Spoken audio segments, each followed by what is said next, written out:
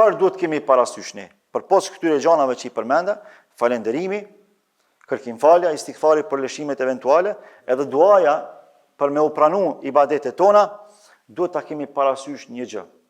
Nëse dëshirojmë me vazhdu me të njëjtin intensitet, nëse dëshirojmë me i rujt këto ambiente të këndshme të devotshmërisë që i kemi kriju në familjet tona, në xhamitë tona për gjatë muajit Ramazanit, nëse dëshirojmë me rujt këtë freski që e kemi përfituar për gjatë muajit Ramazanit, duhet ta kemi parasysh se e gjithë kjo ka qenë përzgjedhje hyjnore.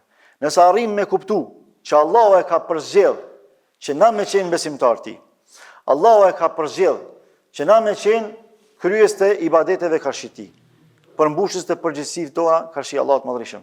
Nuk ka ndjesi më të madhe se sa kjo. Nëse dëshiron që ambicjet tua me vazhdu me qenë të nivelit që janë Ramazan, çdo herë përkujtoje përzgjedhjen hyjnore ndaj teje. Allahu të ka përzgjedh nga miliarda njerëz.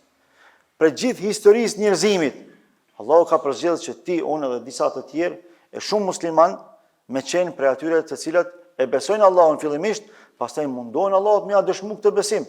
Mundohen me i kry përgjegjësitë karshi Allahut Madhërisëm. Sado të vështira që duken këto përgjegjësi, për neve bën të lehta kur e dim se kuj ja manifestojmë. E sidomos kur e dim që ai nuk na ngarkon me diçka që është e pamundur për ta përballuar.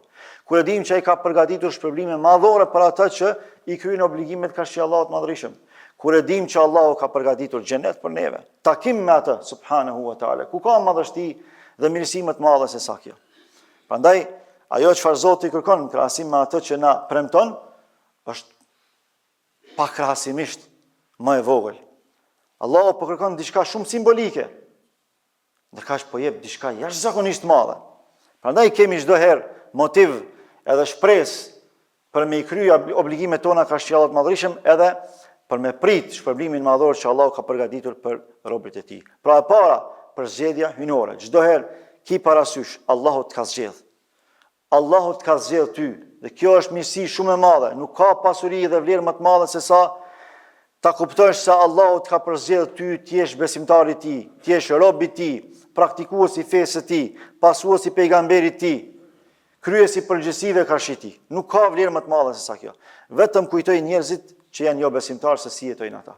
Jetojnë jetë sikur se kafshët, apo më të ulët se sa kafshët. Ndërkaq ti je i përzgjedhur i Zotit. Ti ke vetdijet ngritur. Dhe Ramazani vije për ta ngritur vetdijen tonë gjatë vitit. Tani vetdijen e kemi të ngritur jashtëmase. Pra në kulm, ta ruajmë këtë vetdije përmes përkujtimit të përzgjedhjes hyjnore.